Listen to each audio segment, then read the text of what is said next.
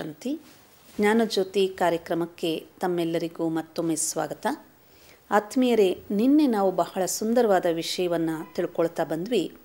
ಏನು ಜೀವನದಲ್ಲಿ ದುಃಖ ಸುಖದ ಅನುಭೂತಿಗಳೇನಾಗುತ್ತೆ, ಇದು ಸತ್ಯವಾದ ಅನುಭವಗಳ. ಇದಕ್ಕೆ ಆಧಾರ ಕರ್ಮ ಆಗಿದೆ. ನಮ್ಮ ಕರ್ಮಗಳೇ ನಮ್ಮ ದುಃಖ ಸುಖಕ್ಕೆ ಕಾರಣ ಎಂಬುವಂತಹ ಸತ್ಯವಾದ ಅಂಶವನ್ನು ತಿಳ್ಕೊಂಡ್ವಿ. ಕರ್ಮ ನಮ್ಮನ್ನು ಸುಖದ ಕಡೆನೂ ಕರ್ಕೊಂಡೋಗುತ್ತೆ, ಕರ್ಮವೇ ದುಃಖದ ಕಡೆನೂ ಕರ್ಕೊಂಡೋಗುತ್ತೆ. ಈ ಎರಡೂ ರೀತಿಯ ಒಂದು ಅನುಭೂತಿಗಳ ಮಧ್ಯೆ ನಮಗೆ ಎಲ್ಲವೂ ಒಳಿತಾದಾಗ ಮನುಷ್ಯನಿಗೆ ಖುಷಿಯಾಗುತ್ತೆ. ಆದರೆ ಈ ಖುಷಿ ಎನ್ನುವಂಥದ್ದು ಬಂದು ಹೋಗುವಂಥ ಅನುಭವನ ಅಥವಾ ಈ ಖುಷಿ ಎನ್ನುವಂಥ ಅನುಭವನ ನಾವು ನಮ್ಮ ಜೀವನದಲ್ಲಿ ಸದಾ ಅನುಭವ ಮಾಡ್ಬೋದಾ ಅನ್ನುವಂತಹ ಪ್ರಶ್ನೆಗಳ ಬಗ್ಗೆ ಹಾಗೂ ಇನ್ನಷ್ಟು ಕರ್ಮ ಸಿದ್ಧಾಂತದ ಹಲವಾರು ಪ್ರಶ್ನೆಗಳಿದೆ. ಅದರ ಬಗ್ಗೆಯೂ ಸಹ ಇಂದಿನ ಸಂಚಿಕೆಯಲ್ಲಿ ತಿಳ್ಕೊಳ್ಳೋಣ.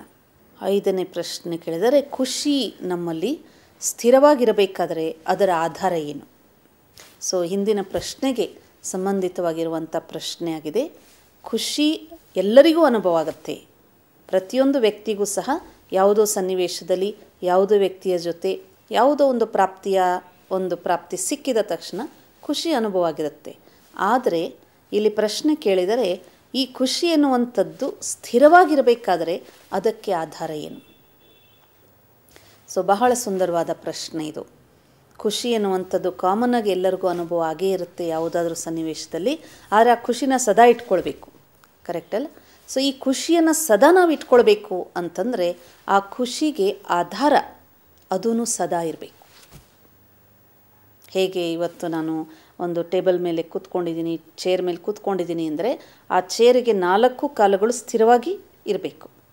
ಒಂದು ಕಾಲೇನಾದರೂ ಅಲ್ಲಾಡ್ತಾ ಇದ್ದರೆ ಬಹುಶಃ ನನಗೂ ಸದಾ ಭಯ ಇರ್ತದೆ, ಯಾವಾಗ ಬಿದ್ದುಬಿಡ್ತೀನೋ ಅಂತ. ಹಾಗೆ ಖುಷಿ ಎನ್ನುವಂಥದ್ದು ಮಾನಸಿಕ ಸ್ಥಿತಿ ಅಂತ ನಾವು ತಿಳ್ಕೊಂಡ್ವಿ. ಆ ರೀತಿಯಲ್ಲಿ ಈ ಒಂದು ಖುಷಿ ಎನ್ನುವಂಥದ್ದು ನನ್ನ ಜೀವನದಲ್ಲಿ ಸದಾ ಸ್ಥಿರವಾಗಿರಬೇಕಾದ್ರೆ ನನ್ನ ಖುಷಿಗೆ ಆಧಾರ ಯಾರಾಗಿದ್ದಾರೆ, ಯಾವುದಾಗಿದೆ ಅನ್ನೋದು ಪ್ರಶ್ನೆ. ಅಂದರೆ ನನ್ನ ಖುಷಿ ಒಂದು ವ್ಯಕ್ತಿಯಾಗಿದ್ದಾರಾ, ಅಥವಾ ವಸ್ತು ಆಗಿದೆಯಾ, ಅಥವಾ ವೈಭವವಾಗಿದೆಯಾ, ಅಥವಾ ಯಾವುದಾದ್ರೂ ಭೌತಿಕ ಪ್ರಾಪ್ತಿಯಾಗಿದೆಯಾ? ಉದಾಹರಣೆಗೆ ಒಂದು ಚಿಕ್ಕ ಮಗುಗೆ ರಸ್ತೆಯಲ್ಲಿ ತಂದೆ ತಾಯಿಗಳ ಜೊತೆ ಹೋಗ್ತಾ ಇದ್ದಾಗ ಆ ಮಗು ಏನು ಮಾಡುತ್ತೆ, ಅಂಗಡಿನಲ್ಲಿರುವಂಥ ಒಂದು ಲಾಲಿಪಾಪ್ ಕೇಳುತ್ತೆ ಅಷ್ಟೆ. ಆ ಮಗುವಿಗೆ ಖುಷಿ ಎಲ್ಲಿ ಸಿಗುತ್ತೆ ಅಂದರೆ ಆ ಲಾಲಿಪಾಪ್ ನೋಡಿದ ತಕ್ಷಣ ಆ ಲಾಲಿಪಾಪ್ ಬೇಕು ಅಂತ ಇಷ್ಟ ಆಗುತ್ತೆ. ಅದು ಲಾಲಿಪಾಪ್ ಸಿಕ್ಕಿದ ತಕ್ಷಣವೇ ಅದಕ್ಕೆ ಖುಷಿ ಜಾಸ್ತಿ ಆಯಿತು. ಅದು ತಿಂದ್ಬಿಡ್ತು, ಖುಷಿನೂ ಹೊಟ್ಟೋಯ್ತು. ಇನ್ನು ಸ್ವಲ್ಪ ದೂರ ಹೋಗುತ್ತೆ, ಆಮೇಲೆ ಇನ್ಯಾವುದೋ ಒಂದು ವಸ್ತು ಕಾಣುತ್ತೆ, ನನಗೆ ಈ ಬೊಂಬೆ ಬೇಕು ಅನ್ನುತ್ತೆ. ಆವಾಗ ತಂದೆ ತಾಯಿಗಳ ಹತ್ರ ಅಷ್ಟು ಹಣ ಇಲ್ಲದೇ ಇರ್ಬೋದು. ಆಗ ಹೇಳ್ತಾರೆ, ಇವಾಗ ತೊಗೊಳಕ್ಕಾಗಲ್ಲ ಮಗು, ನಾಳೆ ನೋಡೋಣ ಅಂತ. ಆವಾಗ ಆ ಮಗುವಿನ ಖುಷಿ ಏನಾಯಿತು?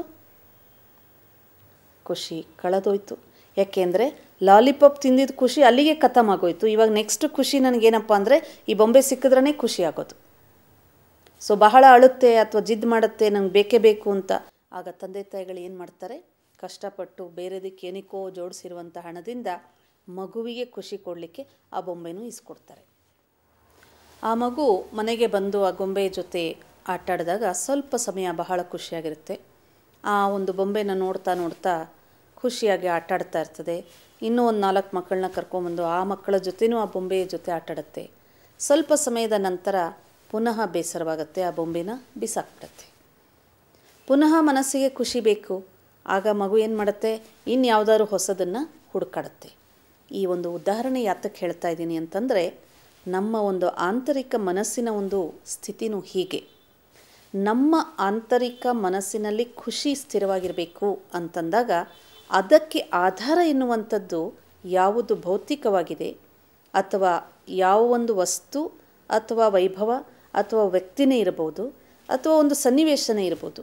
ಇದು ಯಾವುದರ ಆಧಾರದ ಮೇಲೂ ಸಹ ನನ್ನ ಖುಷಿ ಸ್ಥಿರವಾಗಿರಲಿಕ್ಕೆ ಸಾಧ್ಯನಾ? ಯಾಕೆ ಅಂತಂದರೆ ಎಲ್ಲಿಯವರೆಗೂ ಆ ವಸ್ತು ನನಗೆ ಖುಷಿ ಕೊಡ್ತಾ ಇರ್ತದೆ ಅಲ್ಲಿವರೆಗೆ ಮಾತ್ರ ನನ್ನ ಮನಸ್ಸಲ್ಲಿ ಸ್ಪಂದಿಸ್ತಾ ಇರ್ತದೆ. ಆದರೆ ಅದು ಹಳೆದಾದ ತಕ್ಷಣವೇ ನನ್ನ ಮನಸ್ಸಿಗೆ ಮತ್ತೆ ಬೇಸರವಾಗುತ್ತೆ. ಹಾಗಾಗಿ ಪ್ರಶ್ನೆ ಕೇಳಿದರೆ ಖುಷಿ ನಮ್ಮಲ್ಲಿ ಸ್ಥಿರವಾಗಿರಬೇಕಾದ್ರೆ ಅದಕ್ಕೆ ಆಧಾರ ಏನು ಅಂತ ಹೇಳಿ, ಈ ಸೃಷ್ಟಿಯಲ್ಲಿ ಒಂದು ಅಟಲವಾದ ನಿಯಮ ಇದೆ. ಆ ಪ್ರಕೃತಿಯ ಜಗತ್ತಿನ ನಿಯಮವನ್ನು ನಾವು ಚೆನ್ನಾಗಿ ಅರ್ಥ ಮಾಡಿಕೊಂಡಾಗ ಈ ಒಂದು ದೃಷ್ಟಿಯಲ್ಲಿ ಯಾವುದನ್ನೆಲ್ಲ ನೋಡ್ತಾ ಇದ್ದೀವಿ ಇದೆಲ್ಲವೂ ಪರಿವರ್ತನಾಶೀಲ. ಪರಿವರ್ತನೆಗೆ ಸದಾ ಇದು ಅಧೀನವಾಗಿರುವಂಥ ಪ್ರಕೃತಿಯ ಜಗತ್ತು.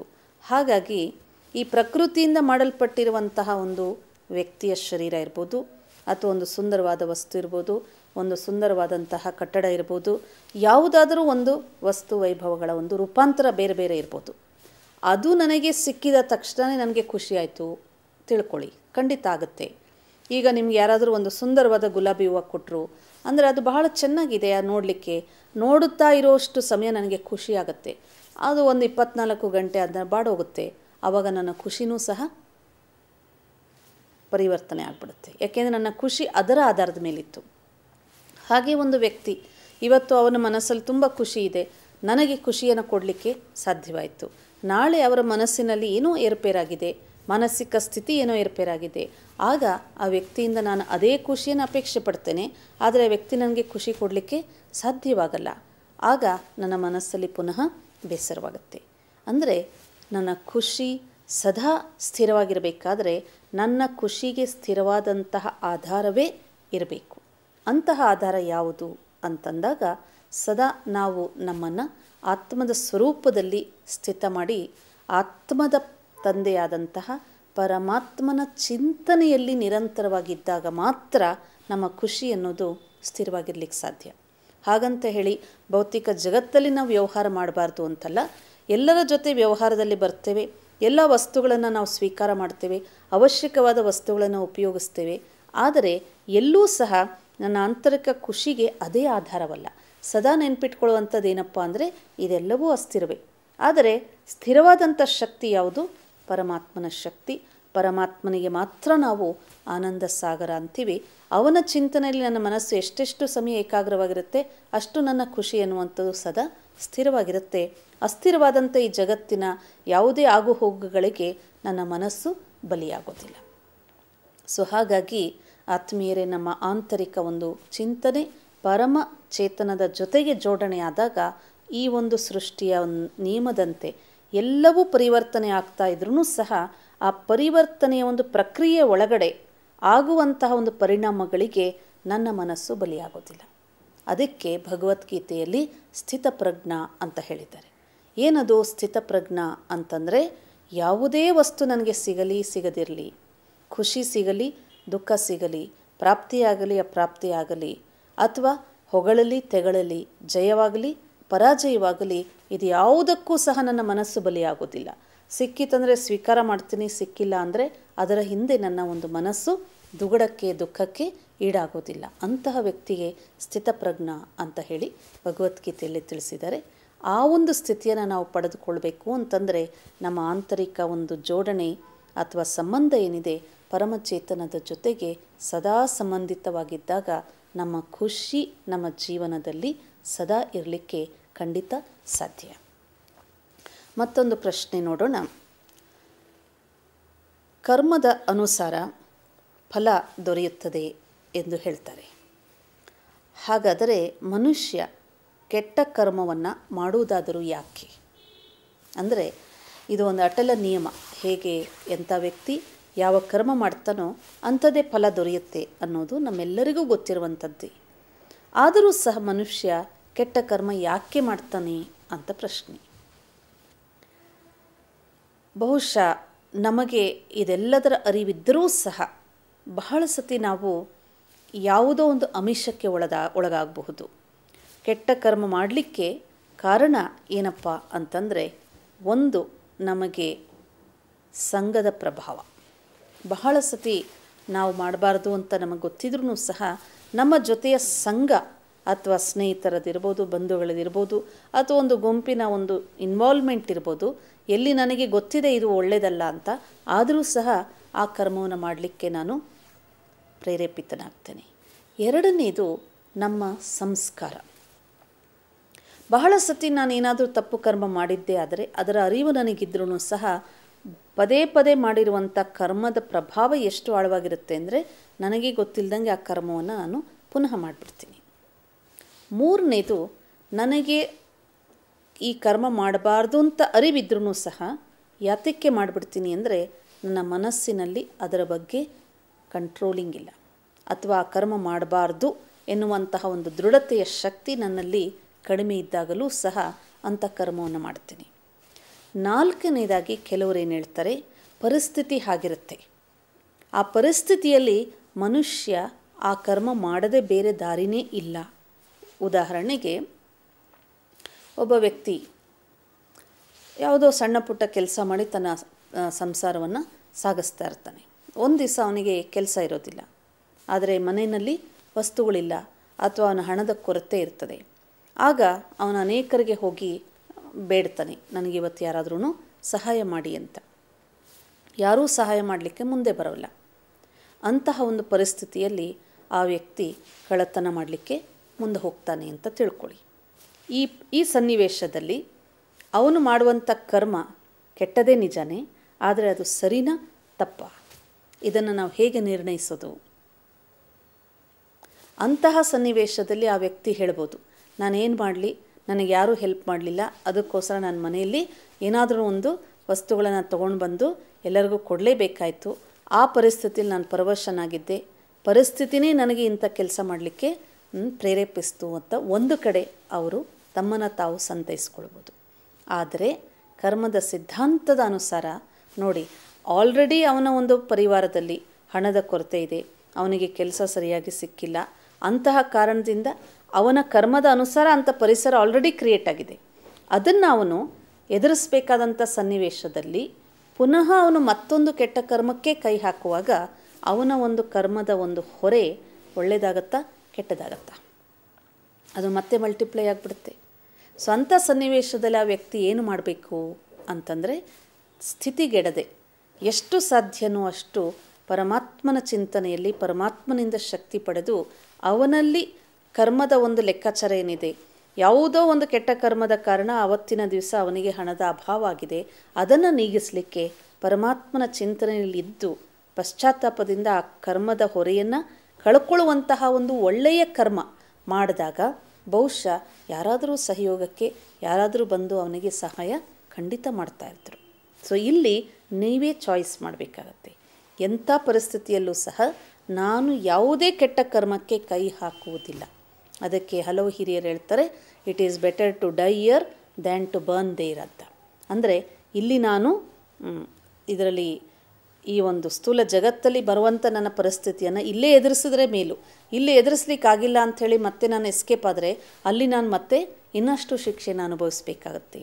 ಅಂದರೆ ಗಾಂಧೀಜಿ ಬಹಳ ಸುಂದರವಾದಂಥ ಮಾತು ಈ ಒಂದು ಸನ್ನಿವೇಶದಲ್ಲಿ ಹೇಳಿದರೆ, it is better to starve than to steal ಅಂತಾರೆ.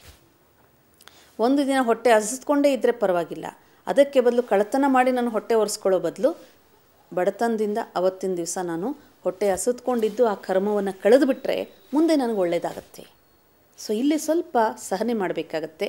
ಆ ಕಷ್ಟವನ್ನು ಸ್ವಲ್ಪ ನಾವು ನಮ್ಮ ಜೀವನದಲ್ಲಿ ಅನುಭವ ಮಾಡಿ ಮುಂದೆ ಸಾಗಬೇಕಾಗತ್ತೆ. ಆದರೆ ಆ ಸನ್ನಿವೇಶದಲ್ಲಿ ನಾವು ಪುನಃ ಕೆಟ್ಟ ಕರ್ಮ ಮಾಡಿದ್ವಿ, ಮತ್ತು ದೂಷಣೆ ಬೇರೆಯವ್ರಿಗೆ ಹೇಳಿದ್ವಿ, ಏನು ಮಾಡೋದು, ಪರಿಸ್ಥಿತಿ ಆಗಿತ್ತು, ಏನು ಮಾಡೋದು, ಮನೆಯಲ್ಲಿ ಇಂಥ ಪರಿಸ್ಥಿತಿ ಇತ್ತು, ಮನೆಯಲ್ಲಿ ಇಷ್ಟೊಂದು ಜನ ಇದ್ದರು, ಏನಾದರೂ ಒಂದು ರೀಸನ್ ಹೇಳ್ಬೋದು. ಆದರೆ ಯಾವುದೇ ಕಾರಣ ಹೇಳಿದ್ರೂ ನಾನು ಪುನಃ ಕೆಟ್ಟ ಕರ್ಮ ಮಾಡಿದೆ ಅಂತಂದಾಗ ಅದಕ್ಕೆ ಹೊಣೆ ನಾನೇ ಆಗ್ತೀನಿ. ಆಗ ಪುನಃ ಅದು ಸೈಕಲ್ ಥರ, chain of action and reaction ಥರ ಮಲ್ಟಿಪ್ಲೈ ಆಗುತ್ತೆ. ಆದ್ದರಿಂದ ಮನುಷ್ಯ ಈ ಒಂದು ಸತ್ಯಾಂಶವನ್ನು ಅರ್ಥಕೊಂಡಾಗ ತನ್ನಲ್ಲಿ ಒಂದು ದೃಢತೆ, ತನ್ನಲ್ಲಿ ಒಂದು ಕಂಟ್ರೋಲಿಂಗ್ ಪವರ್ ಇಟ್ಕೊಂಡಾಗ ಆ ಕಷ್ಟಕರವಾದ ಪರಿಸ್ಥಿತಿಯನ್ನು ಸ್ವಲ್ಪ ಸಮಯದಲ್ಲಿ ಅದನ್ನು ದಾಟಿ ಮುಂದೆ ಹೋಗ್ಬೋದು. ಮತ್ತೊಂದು ಪ್ರಶ್ನೆ ನೋಡೋಣ. ಕರ್ಮಗಳಿಗೂ ಸಂಬಂಧಗಳಿಗೂ ಇರುವ ನಂಟು ಏನು? ಉದಾಹರಣೆಗೆ ಒಬ್ಬ ರಾಜಕುಮಾರ ಬಹಳ ಸಿರಿವಂತ ದೇಶದಲ್ಲಿ ಜನ್ಮ ತಗೊಂಡಿರ್ತಾನೆ. ಆ ಮಗು ಅಲ್ಲಿ ಜನ್ಮ ತಗೊಳ್ಬೇಕು ಅಂದರೆ ಅದಕ್ಕೆ ನಂಟು ಅವನ ಒಂದು ಸಂಬಂಧ ನಿಜನೇ. ಆ ಸಂಬಂಧಗಳ ಜೊತೆಯಲ್ಲಿ ಅವನ ಪಾಸ್ಟ್ ಜನ್ಮದಲ್ಲಿ ಮಾಡಿದಂಥ ಕರ್ಮಗಳ ಆಧಾರದ ಮೇಲೇ ಈಗ ಅಂತಹ ಸಂಬಂಧ ಎನ್ನುವಂಥದ್ದು ಸಿಕ್ಕಿರುತ್ತೆ. ಹಾಗೆ ಒಂದು ಬಹಳ ದೊಡ್ಡ ಮೇಧಾವಿ, ತುಂಬ ಬುದ್ಧಿವಂತ ಮಗು, ಆದರೆ ಬಹಳ ಬಡತನದ ಪರಿವಾರದಲ್ಲಿ ಜನ್ಮ ತಗೊಂಡಿರುತ್ತೆ. ಸೊ ಒಂದು ಕಡೆ ವರದಾನ ಇದೆ, ಯಾವುದು? ಬುದ್ಧಿಯ ವರದಾನ ಇದೆ. ಆದರೆ ಇನ್ನೊಂದು ಕಡೆ ಅಭಾವ ಏನಿದೆ, ಅಲ್ಲಿ ಸಂಪತ್ತಿನ ಕೊರತೆ ಇದೆ. ಆ ಮಗುವಿಗೆ ಯಾವ ರೀತಿಯ ಒಂದು ಸೌಲಭ್ಯಗಳು ಬೇಕೋ ಅದರ ಒಂದು ಅಭಾವ ಇದೆ. ಅಂತಹ ಒಂದು ಪರಿವಾರದಲ್ಲಿ, ಅಂಥ ಪರಿಸರದಲ್ಲಿ ಆ ಮಗು ಜನ್ಮ ತಗೊಂಡಿರುತ್ತೆ. ಇದರ ಆಧಾರ ಏನಪ್ಪ ಅಂತಂದರೆ ಪಾಸ್ಟ್ ಜನ್ಮದಲ್ಲಿ ಮಾಡಿದಂಥ ಕರ್ಮದ ಒಂದು ನಂಟು ಆ ಒಂದು ಪರಿಸರದಲ್ಲಿ, ಆ ಪರಿವಾರದಲ್ಲಿ ಅವನು ಬಂದು ಜನ್ಮ ತಗೊಳ್ತಾನೆ. ಅದಕ್ಕಾಗಿ ನಾವು ಅನೇಕ ಬಾರಿ ನೋಡ್ತೇವೆ, ಯಾವುದಾದ್ರೂ ಸಂಬಂಧಗಳಲ್ಲಿ ಬಿರುಕಾಗುತ್ತೆ ಅಥವಾ ಸ್ನೇಹಗೂಡುತ್ತೆ. ಈ ಎರಡಕ್ಕೂ ಆಧಾರ ಏನಪ್ಪ ಅಂದರೆ ನಮ್ಮ ಕರ್ಮನೇ. ವಾಟ್ ಈಸ್ ಕರ್ಮ ಅಂದರೆ, karma is to give and take. ಈಗ ನನಗೆ ಒಂದು ಸ್ನೇಹಿತನಾಗಿ ಯಾರಾದರೂ ಸಂಬಂಧದಲ್ಲಿ ಬರ್ತಾರೆ ಅಂದ್ಕೊಂಡ್ರೆ, ಆ ಸ್ನೇಹಿತ ನಾನು ಕೇಳದೇನೆ ನನಗೆಲ್ಲ ಮಾಡ್ತಿರ್ತಾರೆ ಅಂದ್ಕೊಳ್ಳಿ. ಅದೇನದು ಅಂದರೆ, ಹಿಂದಿನ ಜನ್ಮದಲ್ಲಿ ನಾನು ಅವನಿಗೇನೋ ಮಾಡಿದ್ದೀನಿ, ಅದರ ಒಂದು ಋಣವನ್ನು ತೀರಿಸಲಿಕ್ಕೆ ಈ ಜನ್ಮದಲ್ಲಿ ಅವನು ಸ್ನೇಹಿತನ ರೂಪದಲ್ಲಿ ಬಂದು ಎಲ್ಲವನ್ನ ಪ್ರೀತಿಯಿಂದ ಕೊಡಲಿಕ್ಕೆ ಮುಂದಾಗ್ತಾನೆ. ಇನ್ನೊಂದು ಉದಾಹರಣೆ ತೆಗೆದುಕೊಂಡಾಗ, ಅತ್ತೆ ಸೊಸೆಯ ಸಂಬಂಧ ಇರ್ಬೋದು. ಅಲ್ಲಿ ಎಕ್ಸ್ಪೆಕ್ಟೇಷನ್ಸ್ ಜಾಸ್ತಿ ಇರ್ತದೆ. ಪ್ರತಿಯೊಂದು ಸಂಬಂಧದಲ್ಲಿ ಕೆಲವೊಂದು ಸ್ನೇಹಯುಕ್ತ ಸಂಬಂಧ ಇರ್ತದೆ, ಕೆಲವೊಂದು ಸತಿ ಸಂಘರ್ಷದ ಸಂಬಂಧ ಇರ್ತದೆ. ಇದರ ಅರ್ಥ ಏನಪ್ಪ ಅಂತಂದರೆ, ಎಲ್ಲಿ ಕರ್ಮದ ಲೆಕ್ಕಾಚಾರ ಇದೆ, ನಾನು ಬೇರೆಯವ್ರಿಗೆ ಕೊಡಬೇಕು, ಅಲ್ಲಿ ಆ ವ್ಯಕ್ತಿ ನನ್ನಿಂದ ಬಹಳಷ್ಟು ಎಕ್ಸ್ಪೆಕ್ಟ್ ಮಾಡ್ತಾನೆ. ಅಷ್ಟೇ ಅಲ್ಲ ನೋಡಿ, ಬಾಲ್ಯತನದಿಂದ ನಾವು ಶಾಲೆಯಲ್ಲಿ ಓದ್ತೀವಿ ಅಥವಾ ಕಾಲೇಜಲ್ಲಿ ಓದ್ತೀವಿ, ಆಗ ಬಹಳಷ್ಟು ಸ್ನೇಹಿತರು ನಮ್ಮ ಜೊತೆ ಇರ್ತಾರೆ. ಆ ನಂತರ ಸ್ವಲ್ಪ ಸಮಯದ ನಂತರ ಅಷ್ಟೊಂದು ಬಾಂಧವ್ಯದ ಒಂದು ಸ್ನೇಹದ ಸಂಬಂಧ ಪುನಃ ಅಲ್ಲಿಂದ ಕಾಲೇಜಿಂದ ಹೊರಗಡೆ ಬರ್ತೇವೆ, ಬೇರೆ ಕಡೆ ಕೆಲಸಕ್ಕೆ ಅಲ್ಲಿ ಇಲ್ಲಿ ಜಾಯಿನ್ ಆಗ್ತೇವೆ. ಆಗ ಅವರ ಸಂಪರ್ಕನೇ ಇಲ್ಲದೆ ಹೋಗ್ಬೋದು. ಇನ್ನು ಕೆಲವ್ರದ್ದು ಲೈಫ್ ಲಾಂಗ್ ಸಂಬಂಧ ಇರ್ತದೆ. ಸೊ ಇದೆಲ್ಲದರ ಒಂದು ಮೂಲ ಕಾರಣ ಏನಪ್ಪ ಅಂದರೆ ಕರ್ಮದ ಒಂದು ನಂಟಿರ್ತದೆ. ಸೊ ಸಂಬಂಧಗಳ ನಂಟು, ಸಂಬಂಧಗಳಲ್ಲಿ ಬಿರುಕು, ಇದೆಲ್ಲದಕ್ಕೂ ಸಹ ಕರ್ಮದ ಆಧಾರ ಗಿವ್ ಆ್ಯಂಡ್ ಟೇಕ್ ಪಾಲಿಸಿ ಅಂತ ಇರ್ತದೆ. ಯಾವಾಗ ನಮ್ಮಿಂದ ಬೇರೆಯವರು ಅಪೇಕ್ಷೆ ಪಡ್ತಾರೆ, ನಮ್ಮದೇನೋ ಲೆಕ್ಕಾಚಾರ ಇರ್ತದೆ, ಅಥವಾ ನಾವು ಅವರಿಗೆ ಕೊಡುವಂಥದ್ದಿದ್ದಾಗ ಆಟೋಮೆಟಿಕ್ಕಾಗಿ ಅವರ ಸ್ನೇಹದ ಸಂಬಂಧದಲ್ಲಿ ಬರ್ತಾರೆ. ಹಾಗೆ ತಂದೆ ಮಗನ ಸಂಬಂಧ, ತಂದೆ ಎಷ್ಟೊಂದು ಸೇವೆ ಮಾಡ್ತಾರೆ ಮಗನಿಗೆ. ಸೊ ಮಗನಾಗಿ ಬರುವಂಥ ಸಂಬಂಧ, ಅಲ್ಲಿ ಕರ್ಮದ ಒಂದು ನಂಟಿದ್ರೇ ಆ ಸಂಬಂಧದಲ್ಲಿ ಬರಲಿಕ್ಕೆ ಸಾಧ್ಯವಾಗುತ್ತೆ. ಮತ್ತೊಂದು ಪ್ರಶ್ನೆ ನೋಡೋಣ. ಒಬ್ಬ ವ್ಯಕ್ತಿಯ ಜೀವನದಲ್ಲಿ ಒಂದಾದ ಮೇಲೆ ಒಂದು ದುಃಖದ ಪರಿಸ್ಥಿತಿಗಳು ಎದುರಾಗುತ್ತಲೇ ಇರುತ್ತದೆ. ಆಗ ಅವನು ಏನು ಮಾಡಬೇಕು?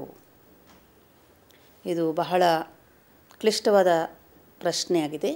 ತಿಳ್ಕೊಳ್ಳಿ, ಒಬ್ಬ ವ್ಯಕ್ತಿ ಜೀವನದಲ್ಲಿ ಬಾಲ್ಯತನದಲ್ಲೂ ಬಹಳ ಸಂಘರ್ಷ ಇರ್ತದೆ. ಆದರೆ ಎದುರಿಸ್ತಾ ಬರ್ತಾನೆ ಇರ್ತಾನೆ. ಬಟ್ ಒಂದಾದ ಮೇಲೆ ಒಂದು ಪರಿಸ್ಥಿತಿ ಬರುತ್ತೆ. ಆಗ ಬಹಳ ಒಂದು ಸಹಜವಾದ ಪ್ರಕ್ರಿಯೆ, ಎಲ್ಲೋ ಒಂದು ಕಡೆ ಅವನಿಗೆ ಬೇಸರ ಆಗ್ಬೋದು. ನನಗೆ ಇನ್ನೆಷ್ಟು ಪರಿಸ್ಥಿತಿಗಳನ್ನು ನಾನು ಎದುರಿಸ್ಬೇಕಪ್ಪ ಅನ್ನುವಂಥ ವಿಚಾರನೂ ಬರ್ಬೋದು. ಇಲ್ಲಿ ಇಂಥ ಪರಿಸ್ಥಿತಿಯಲ್ಲಿ ಇರುವಂಥ ವ್ಯಕ್ತಿ ಎರಡು ರೂಪದಲ್ಲಿ ವಿಚಾರ ಮಾಡ್ಬೋದು. ಒಂದು, ನಾನು ಈ ಪರಿಸ್ಥಿತಿಗಳನ್ನು ಎದುರಿಸುವಂತಹ ಒಂದು ಶಕ್ತಿ ನನ್ನಲ್ಲಿದೆ, ಅದಕ್ಕಾಗಿ ನನ್ನ ಮುಂದೆ ಇಂಥ ಪರಿಸ್ಥಿತಿ ಬಂದಿದೆ. ಎರಡನೇ ವಿಚಾರ, ಇದುವರೆಗೂ ನಾನು ನಡೆದು ಬಂದ ಹಾದಿಯಲ್ಲಿ ಅನೇಕ ಪರಿಸ್ಥಿತಿಗಳನ್ನು ಪಾರು ಮಾಡಿರಬೇಕಾದ್ರೆ now I know how to overcome any kind of situation. ಅಂದರೆ ಎಕ್ಸ್ಪರ್ಟ್ ಆಗಿರ್ತೀನಿ. ಸೊ ಎಕ್ಸ್ಪರ್ಟ್ ಆಗಿರಬೇಕಾದ್ರೆ ಇನ್ನು ಯಾವುದೇ ಪರಿಸ್ಥಿತಿ ಬಂದ್ರೂ ಸಹ ಅಲ್ಲಿ ಮನಸ್ಸನ್ನು ಆತಂಕದ ಒಂದು ಸ್ಥಿತಿಗಾಗಲಿ ಅಥವಾ ಶಾಂತಿಯ ಸ್ಥಿತಿಯಲ್ಲಾಗಲಿ ಇರಲಿಕ್ಕೆ ಬಿಡದೆ ಆ ಪರಿಸ್ಥಿತಿಯನ್ನು ಸಹಜವಾಗಿ ಪಾರು ಮಾಡ್ಬೋದು. ಉದಾಹರಣೆಗೆ, ಒಬ್ಬ ಚಾಲಕ ತನ್ನ ವಾಹನವನ್ನು ನಡೆಸ್ತಾ ಎಷ್ಟು ಎಕ್ಸ್ಪರ್ಟ್ ಆಗ್ತಾನೆ ಅಂದರೆ, ಎಂಥ ಬೆಟ್ಟವನ್ನು ಬೇಕಾದರೂ ಸಹಜವಾಗಿ ಗಾಡಿಯಲ್ಲಿ ಹೋಗಿ ಬರುವಂತಹ ಒಂದು ಅಭ್ಯಾಸ ಆಗಿರುತ್ತೆ. ಪ್ರತಿಯೊಂದು ಬಾರಿ ಅವನು ಬೆಟ್ಟ ಏರಬೇಕಾದ್ರೂ ಸಹ ಯಾವ್ಯಾವ ರೀತಿಯ ಅಡಚಣೆಗಳಿರುತ್ತೆ ಅದನ್ನು ಅವನು ಎದುರಿಸಲೇಬೇಕಾಗತ್ತೆ. ನಾನು ಎಕ್ಸ್ಪರ್ಟ್ ಆಗಿಬಿಟ್ಟಿದ್ದೀನಿ, ಅದಕ್ಕೆ ಮತ್ತೆ ಅಡಚಣೆಗಳು ಯಾತಕ್ಕಿದೆ ಅನ್ನುವಂಥ ಪ್ರಶ್ನೆಯಲ್ಲಿ ಕೇಳಲಿಕ್ಕೆ ಆಸ್ಪದನೇ ಇಲ್ಲ ಅಲ್ವೇ? ಹಾಗೆ ಜೀವನದ ಹಾದಿಯಲ್ಲೂ ಅಷ್ಟೇ, ಬಹಳಷ್ಟು ಪರಿಸ್ಥಿತಿಗಳು ಮುಂದೆ ಬಂದಂತಹ ವ್ಯಕ್ತಿಯ ಮುಂದೆ ಅನುಭವದ ಶಕ್ತಿ ಅಪಾರವಾಗಿರುತ್ತೆ. ಇದೆಲ್ಲ ಪರಿಸ್ಥಿತಿಗಳು ನನಗೇ ಯಾಕೆ ಬರ್ತಾ ಇದೆ ಅಂತ ಹೇಳಿ ಕೆಲವರು ಯೋಚನೆ ಮಾಡ್ಬೋದು. ಅಲ್ಲಿನೂ ಸಹ ಎರಡು ರೂಪದಲ್ಲಿ ಯೋಚನೆ ಮಾಡ್ಬೋದು. ಹೇಗೆ ಮೊದಲನೇ ಒಂದು ಚಿಂತನೆಯಲ್ಲಿ ಅದನ್ನು ಪಾಸಿಟಿವ್ ಆಗಿ ಚಿಂತನೆ ಮಾಡಿಕೊಂಡು I have become more expert, so I will be going on with more and more experience ಅಂತ ನಾವು ತಿಳ್ಕೊಬೋದು. ಎರಡನೇದು, ಇದೆಲ್ಲ ನನಗೇ ಯಾಕಪ್ಪ ಬಂದಿದೆ ಅಂಥೇಳಿ ನಮ್ಮ ಕರ್ಮವನ್ನು ದೂಷಣೆ ಮಾಡೋದಾಗಲಿ, ಭಗವಂತನನ್ನು ದೂಷಣೆ ಮಾಡೋದಾಗಲಿ, ಬೇರೆಯವ್ರನ್ನ ದೂಷಣೆ ಮಾಡೋದಾಗಲಿ, ಈ ರೀತಿ ದೂಷಣೆ ಮಾಡ್ತಾ ಮನುಷ್ಯ ತನ್ನನ್ನು ತಾನು ಕುಗ್ಗುವಿಕೆಯಲ್ಲಿ ಅಥವಾ ತನ್ನ ಆತ್ಮಬಲವನ್ನು ಕಡಿಮೆನೂ ಮಾಡ್ಕೊಳ್ಬೋದು. ಮೂರನೇದಾಗಿ, ಎಷ್ಟು ಪರಿಸ್ಥಿತಿಗಳನ್ನು ಎದುರಿಸ್ತೀವಿ ಅಷ್ಟು ನಮ್ಮಲ್ಲಿ ಪರಿವರ್ತನೆ ಆಗಬೇಕು. ಇಲ್ಲಿ ಮುಖ್ಯವಾದ ಅಂಶ ನೋಡಿ, ಮನುಷ್ಯ ಏನು ಮಾಡ್ತಾನೆ ಅಂತಂದರೆ ಪರಿಸ್ಥಿತಿಗಳೇನೇನೋ ಕಷ್ಟಪಟ್ಟು ಎದುರಿಸ್ಬಿಡ್ತಾನೆ. ಆದರೆ ಅದು ಪಾರಾದ ಮೇಲೆ ಅದರಿಂದ ನಾನು ಯಾವ ಪಾಠವನ್ನು ಕಲ್ತಿದ್ದೀನಿ, ಯಾವುದರಿಂದ ಮತ್ತೆ ಅಂಥ ಪರಿಸ್ಥಿತಿ ನನ್ನ ಮುಂದೆ ಬರಬಾರ್ದು, ಇಲ್ಲಿ ನಾನು ನನ್ನ ಕಡೆ ಗಮನ ಕೊಟ್ಟು ನನ್ನನ್ನು ನಾನು ಪರಿವರ್ತನೆ ಮಾಡಿಕೊಂಡಿಲ್ಲ ಅಂದಾಗ ಅವಶ್ಯವಾಗಿ ಅಂಥದ್ದೇ ಪರಿಸ್ಥಿತಿ ಪದೇ ಪದೇ ಬರಲಿಕ್ಕೆ ಅಲ್ಲಿ ಅವಕಾಶ ಇರುತ್ತೆ. ಉದಾಹರಣೆಗೆ, ಒಂದು ವ್ಯಕ್ತಿ ಕೋಪಿಷ್ಠನಾಗಿರ್ತಾನೆ, ನನ್ನಲ್ಲೂ ಸಹ ಕೋಪ ಇದೆ. ಸೊ ಕೋಪದ ಜೊತೆಗೆ ಆ ಒಂದು ಸಂಸ್ಕಾರ ಇರುವಂಥ ವ್ಯಕ್ತಿಯ ಜೊತೆಗೆ ನನಗೆ ಸಂಘರ್ಷ ಆಗೋದು ಸಹಜನೇ. ಒಂದು ದಿನ ನಾನು ನನ್ನ ಮನಸ್ಸಿನಲ್ಲಿ ಸಕಾರಾತ್ಮಕ ಚಿಂತನೆ ಮಾಡ್ತೇನೆ. ಇವತ್ತಿನ ದಿವಸ ಯಾವುದೇ ಕಾರಣ ನಾನು ಕೋಪವನ್ನು ಮಾಡಲ್ಲ. ಕೆಲವು ದಿನಗಳ ಹಿಂದೆ ಒಂದು ಉದಾಹರಣೆ ಹೇಳ್ತೇನೆ. ಒಬ್ಬ ಮಹಿಳೆ ತನ್ನ ಮನೆಯಲ್ಲಿರುವಂಥ ಪತಿಯ ಜೊತೆಗೆ ಬಹಳಷ್ಟು ವರ್ಷಗಳು ಜೀವನ ಕಳೆದಿದ್ದಾಳೆ. ಆ ಒಂದು ಪತಿಯ ಸಂಸ್ಕಾರ ಏನು, ನೇಚರ್ ಏನಪ್ಪ ಅಂದರೆ ಬಹಳ ಕೋಪ ಬರುತ್ತೆ, ಚಿಕ್ಕ ಪುಟ್ಟ ಮಾತಿಗೂ ಕೋಪ ಬರ್ತದೆ. ಸೊ ಬಿಗಿನಿಂಗಲ್ಲಿ ಏನಾಗುತ್ತೆ ಅಂದರೆ ಆ ಮಹಿಳೆ ಬಹಳಷ್ಟು ಸಹನೆ ಮಾಡಿದ್ದಾಳೆ. ಹೌದು, ನಾನು ಅಡ್ಜಸ್ಟ್ ಮಾಡ್ಕೊಂಡು ಹೋಗಬೇಕು, ಯಾವುದೊಂದಕ್ಕೂ ಎದುರುತ್ತರ ಹೇಳಬಾರ್ದು, ಓಕೆ. ಸೊ ಇದರಲ್ಲಿ ಒಬ್ಬ ವ್ಯಕ್ತಿ ಸಕಾರಾತ್ಮಕವಾಗಿ ಅಲ್ಲಿ ಮೋಲ್ಡ್ ಆಗೋದ್ರಿಂದ ಆ ಕೋಪದ ಒಂದು ಸಂಸ್ಕಾರ ಇರುವಂಥ ವ್ಯಕ್ತಿಯ ಒಂದು ಸಂಸ್ಕಾರ ಇಲ್ಲಿ ಸಂಘರ್ಷಕ್ಕೆ ಎಡೆ ಕೊಡೋದಿಲ್ಲ. ಆದರೆ ಇಲ್ಲೇನಾಗುತ್ತಪ್ಪ ಅಂತಂದರೆ ಈ ಮಹಿಳೆಯಲ್ಲಿ ಇದ್ದಂತಹ ಸಹನೆ ಬಹಳ ವರ್ಷಗಳ ತನಕ ಆ ಕೋಪದ ಸಂಸ್ಕಾರವನ್ನು ಸಹನೆ ಮಾಡಿ ಮಾಡಿ ಮಾಡಿ ಕೊನೆಗೆ ಒಂದು ದಿವಸ ಏನಾಗುತ್ತೆ, ನಾನು ಬಹಳ ವರ್ಷದಿಂದ ನಾನು ಸಹನೆ ಮಾಡಿದ್ದೀನಿ, ಇನ್ನೂ ನನಗೆ ಸಾಕು, ನಾನು ನಿಮ್ಮ ಜೊತೆನೇ ಇರೋದಿಲ್ಲ, ನಾನು ಡೈವರ್ಸ್ ಕೊಟ್ಬಿಡಿ ಅಂತ. ಆಗ ಇಷ್ಟು ವರ್ಷ ಸಹನೆ ಮಾಡಿದಂತಹ ಒಂದು ಯಾವ ಅಭ್ಯಾಸ ಆಗಿರುತ್ತೆ ಅಥವಾ ಯಾವ ಸಾಧನೆ ಮಾಡಿರ್ತೀರ ಅದೆಲ್ಲವೂ ಸಹ ವ್ಯರ್ಥವಾಗಿ ಹೋಗುತ್ತೆ. ಆದರೆ ಇನ್ನೊಂದು ಕಡೆ ಸಕಾರಾತ್ಮಕವಾಗಿ ಯೋಚನೆ ಮಾಡಿದಾಗ ಇಷ್ಟೂ ಸಮಯದಲ್ಲಿ ಸಕಾರಾತ್ಮಕವಾಗಿ ನಾವು ಅವರಿಗೆ ರೆಸ್ಪಾನ್ಸ್ ಕೊಟ್ಟಿದ್ದರಿಂದ ಆ ಮಹಿಳೆಯಲ್ಲಿ ಸಹನೆ ಶಕ್ತಿ ಎಷ್ಟು ಹೆಚ್ಚಾಗಿಬಿಡಬೇಕು ಅಂದರೆ ಯಾವ ಮಟ್ಟದಲ್ಲಿ ಕೋಪ ಮಾಡಿದ್ರೂ ಅದರ ಒಂದು ಪ್ರಭಾವ ಅವ್ರ ಮೇಲೆ ಬೀಳಬಾರ್ದು, ಅಷ್ಟು ಅವರಲ್ಲಿ ಪರಿವರ್ತನೆ ಎನ್ನುವಂಥದ್ದು ಬಂದಿರಬೇಕು. ಇಲ್ಲಿ ಈ ಪರಿವರ್ತನೆ ಆಗದೇ ಇರಬೇಕಾದ್ರೆ ಏನಾಗುತ್ತೆ ಅಂದರೆ there is a suppression of feelings ಅಂತ ಹೇಳ್ತಾರೆ. ಪರಿಸ್ಥಿತಿಗಳ ಮೇಲೆ ಪರಿಸ್ಥಿತಿಗಳು ಬಂದಾಗ ವ್ಯಕ್ತಿ ಬೇರೆ ಹಾದಿ ಇಲ್ಲದೆ ತನ್ನಲ್ಲಿರೋಷ್ಟು ಶಕ್ತಿಯನ್ನು ಉಪಯೋಗ ಮಾಡ್ತಾನೆ, ಅದನ್ನು ಎದುರಿಸ್ತಾ ಹೋಗ್ತಾನೆ, ಪಾರು ಮಾಡ್ತಾ ಹೋಗ್ತಾನೆ. ಆದರೆ ತನ್ನಲ್ಲಿ ಪರಿವರ್ತನೆ ಮಾತ್ರ ಮಾಡ್ಕೊಳ್ಳೋದಿಲ್ಲ. ಆಗ ಏನಾಗುತ್ತೆ, ಒಂದು ಪಾಯಿಂಟಲ್ಲಿ ಸ್ಯಾಚುರೇಷನ್ ಸ್ಟೇಜ್ ಅಂತ ಹೇಳ್ತೀವಿ. ಅಂದರೆ ನನ್ನಲ್ಲಿರೋ ಶಕ್ತಿ ಎಲ್ಲವೂ ಸಹ ಎಕ್ಸಾಸ್ಟ್ ಆಗುತ್ತೆ, ನೋ ಮೋರ್ ಪವರ್. ಆಗ ಪರಿಸ್ಥಿತಿ ಅದೇ ಇರುತ್ತೆ, ಆ ವ್ಯಕ್ತಿ ಸೇಮ್ ಇರ್ತಾನೆ, ಆ ವ್ಯಕ್ತಿಯ ನಡತೆ ಸೇಮ್ ಇರುತ್ತೆ, ಬಟ್ ನಾನು ಮಾತ್ರ ಆಗ ಆ ವ್ಯಕ್ತಿಯ ಒಂದು ಪರಿಸ್ಥಿತಿ ಅಥವಾ ಒಂದು ನೇಚರ್ ಅಥವಾ ನಡತೆಗಿಂತನೂ ಕಡಿಮೆ ನನ್ನಲ್ಲಿ ಶಕ್ತಿ ಇರ್ತದೆ, ಕಮ್ಜೋರಾಗಿರ್ತೀನಿ, ನಿರ್ಬಲನಾಗಿರ್ತೀನಿ. ಆಗ ಆ ವ್ಯಕ್ತಿಯ ಒಂದು ನಡತೆ ಬಹಳ ದೊಡ್ಡದಾಗಿ ಪರಿಣಮಿಸುತ್ತೆ, ಆ ಪರಿಸ್ಥಿತಿ ದೊಡ್ಡದಾಗಿ ನನಗೆ ಕಾಣಿಸುತ್ತೆ. ಇಲ್ಲಿ ನಾವು ಕಲ್ತ್ಕೊಳ್ಳುವಂಥ ಮುಖ್ಯವಾದ ಮಾತೇನಪ್ಪ ಅಂದರೆ, ಯಾವ ವ್ಯಕ್ತಿಯ ಮುಂದೆ ಪದೇ ಪದೇ ಅನೇಕ ಪರಿಸ್ಥಿತಿಗಳು ಬರುತ್ತೆ, ಪರಿಸ್ಥಿತಿಗಳನ್ನು ಒಂದು ಆಟದ ರೂಪದಲ್ಲಿ ಪರಿಗಣಿಸಬೇಕು. ಹೇಗೆ ಒಬ್ಬ ಬ್ಯಾಟ್ಸ್ಮನ್ ಒಂದು ಚೆಂಡನ್ನು ಬಹಳ ಖುಷಿಯಾಗಿ ಅದು ಬರುವಂತಹ ಒಂದು ಮಾರ್ಗವನ್ನೇ ನೋಡುತ್ತಾ ಅದಕ್ಕಾಗಿ ಕಾಯ್ತಾ ಇದ್ದು ಬಹಳ ಏಕಾಗ್ರತೆಯಿಂದ ಆ ಒಂದು ಚೆಂಡನ್ನು ಹೊಡಿತಾನೆ. ಎಷ್ಟು ಜೋರಾಗಿ ಹೊಡಿತಾನೋ ಅಷ್ಟು ಅವನಿಗೆ ನಂಬರ್ ಸಿಗುತ್ತೆ, ಅಷ್ಟು ಅವನಿಗೆ ಸ್ಕೋರ್ ಜಾಸ್ತಿ ಆಗುತ್ತೆ, ಎಲ್ಲರೂ ಚಪ್ಪಾಳೆ ತಟ್ತಾರೆ ಅಲ್ವೇ. ಅಯ್ಯೋ ಚೆಂಡು ಬಂತಲ್ಲಪ್ಪ ನನ್ನ ಮೇಲೆ ಬಿದ್ದೋಗ್ಬಿಡುತ್ತೆ ಅಂತ ಭಯ ಪಟ್ಕೊಂಡ್ಬಿಟ್ರೆ ಅವನು ಒಳ್ಳೆಯ ಆಟಗಾರನೇ ಅಲ್ಲ. ಇಲ್ಲಿ ನಾವು ಯೋಚನೆ ಮಾಡಬೇಕಾಗಿದ್ದೇನೆಂದರೆ ಜೀವನನೇ ಒಂದು ಆಟ ಆಗಿದೆ.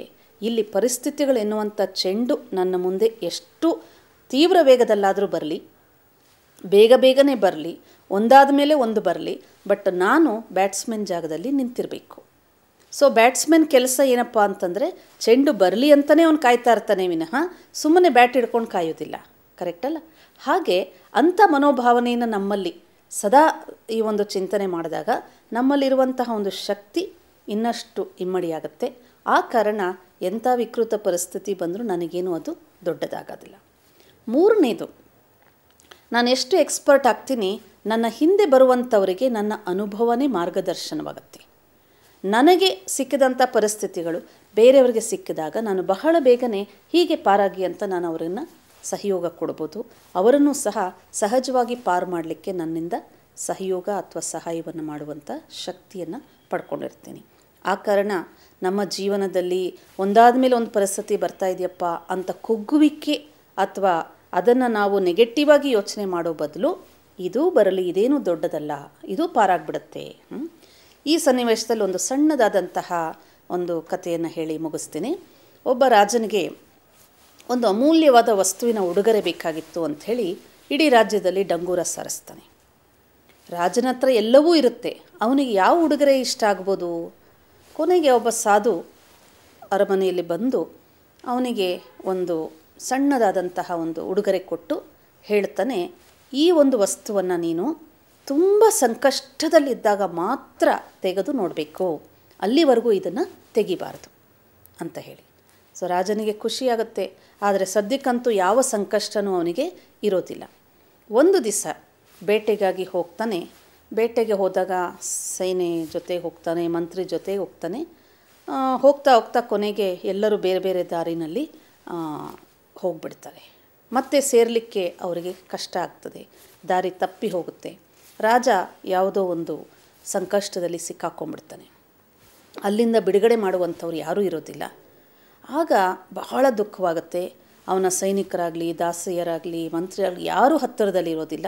ಸೊ ಕೊನೆಗೆ ಅವನಿಗೆ ತುಂಬ ದುಃಖವಾಗುತ್ತೆ. ಈಗ ನಾನು ಈ ಒಂದು ಭಯಂಕರವಾದ ಕಾಡಿಂದ ಹೇಗೆ ನಾನು ಪಾರಾಗಬೇಕು ಅಂಥೇಳಿ ಒಂದು ಕ್ಷಣ ಯೋಚನೆ ಮಾಡ್ತಾನೆ. ಓಹೋ, ಅವತ್ತಿನ ದಿವಸ ಸಾಧು ಹೇಳಿದ್ನಲ್ಲ, ಅದು ನಾನಿವಾಗ ನೆನಪು ಮಾಡಿಕೊಂಡು ಅವನು ಕೊಟ್ಟದಂತಹ ಒಂದು ಸಣ್ಣದಾದಂತಹ ಉಡುಗೊರೆಯನ್ನು ತನ್ನ ಜೊತೆಯಲ್ಲಿ ಯಾವಾಗಲೂ ಇಟ್ಕೊಂಡಿರ್ತಾನೆ. ಕೊನೆಗೆ ಅದನ್ನು ಈ ಸಂಕಷ್ಟದ ಸಮಯದಲ್ಲಿ ತೆಗೆದು ನೋಡುವ ಅಂತ ತೆಗಿತಾನೆ. ಆಗ ಅದರಲ್ಲಿ ಏನಿರುತ್ತೆ ಅಂತಂದರೆ, ಇದು ಪಾರಾಗುತ್ತೆ ಅಷ್ಟೇ ಬರೆದಿರ್ತಾನೆ. ಅಂದೇನು, ಇವತ್ತಿನ ಸಂಕಷ್ಟದ ಪರಿಸ್ಥಿತಿ ನಿನ್ನ ಮುಂದೆ ಏನಿದೆ ಇದು ಪಾರಾಗುತ್ತೆ, ಮುಂದೆ ಹೊಟ್ಟೋಗುತ್ತೆ, ಸೊ ನೀನು ಭಯಪಡಬೇಕಾಗಿಲ್ಲ. ಆಗ ಅವನಿಗೆ ಆ ರಾತ್ರಿ ಕಾಡಿನ ಒಂದು ಘೋರ ಅಂಧಕಾರದಲ್ಲಿ ಕಾಡಲ್ಲಿ ಒಂದು ದಿನ ರಾತ್ರಿ ಕಳಿಬೇಕು ಅಂತಂದರೆ ಬಹಳಷ್ಟು ಭಯವಾಗುತ್ತೆ. ಆದರೆ ಈ ಒಂದು ಮಾತು ಅವನಿಗೆ ತುಂಬ ಆಶ್ವಾಸನೆ ಕೊಡುತ್ತೆ, ತುಂಬ ವಿಶ್ವಾಸ ಕೊಡುತ್ತೆ. ಆ ಒಂದು ಮಾತಿನ ಒಂದು ವಿಚಾರದಲ್ಲಿ ಇಡೀ ರಾತ್ರಿ ಇದು ಪಾರಾಗುತ್ತೆ, ಇದು ಪಾರಾಗ್ಬಿಡುತ್ತೆ ಎನ್ನುವಂಥ ಶುಭ ಸಂಕಲ್ಪ ಅವನಲ್ಲಿ ಧಾರಣೆ ಆದಾಗ ರಾತ್ರಿ ಬಹಳ ಬೇಗನೆ ಕಳೆದೋಗುತ್ತೆ. ಬೆಳಿಗ್ಗೆ ಆಗೋಷ್ಟೊತ್ತಿಗೆ ಸೈನಿಕರಾಗಲಿ, ದಾಸಿಯರಾಗಲಿ, ಮಂತ್ರಿಗಳು ಎಲ್ಲರೂ ಹುಡ್ಕೊಂಡು ಬರ್ತಾರೆ. ಕೊನೆಗೆ ರಾಜನಿಗೆ ಕರ್ಕೊಂಡು ಹೋಗ್ತಾರೆ ಅರಮನೆಗೆ. ಪುನಃ ಅವನು ತನ್ನ ಮನೆಯನ್ನು ಸೇರಿಕೊಳ್ತಾನೆ. ಆತ್ಮೀಯರೇ, ಅದರಿಂದ ಜೀವನ ಎನ್ನುವಂಥದ್ದೇ ಒಂದು ಸುಂದರವಾದ ಆಟ. ಆಟ ಅಂದರೆ ಸೋಲು ಗೆಲುವು ಇರುತ್ತದೆ. ಆಟ ಅಂದರೆ ಪ್ರತಿಯೊಂದು ಸಂಕಷ್ಟದ ಪರಿಸ್ಥಿತಿ ರೂಪದ ಚೆಂಡನ್ನು ನಾವು ಬಹಳ ಖುಷಿಯಾಗಿ ಅದನ್ನು ಪಾರು ಮಾಡಿದಾಗ ನಾವು ಪರಿಣಿತರೂ ಆಗ್ತೀವಿ, ಬೇರೆಯವರಿಗೆ ಮಾರ್ಗದರ್ಶಕರೂ ಆಗ್ತೀವಿ. ಅಷ್ಟೇ ಅಲ್ಲ, ಜೀವನದ ಅನೇಕ ಅನುಭವಗಳ ಒಂದು ಖಜಾನೆ ನಮ್ಮ ಹತ್ರ, ಒಂದು ನಿಧಿಯ ರೂಪದಲ್ಲಿ ನಮ್ಮ ಹತ್ರ ಇರುತ್ತೆ. ಹಾಗಾಗಿ ಈ ಒಂದು ಕರ್ಮ ಸಿದ್ಧಾಂತದ ವಿಷಯಗಳನ್ನು ಇನ್ನಷ್ಟು ಅನೇಕ ಪ್ರಶ್ನೆಗಳ ಒಂದು ರೂಪದಲ್ಲಿ ನಮಗೇನು ಕೇಳ್ತಾ ಬಂದಿದ್ದಾರೆ, ಅದನ್ನು ಮುಂದಿನ ಸಂಚಿಕೆಯಲ್ಲಿ ಮತ್ತೆ ನಾವು ಚರ್ಚೆ ಮಾಡೋಣ. ಅಲ್ಲಿಯವರೆಗೆ ವಿದಾಯ. ಓಂ ಶಾಂತಿ.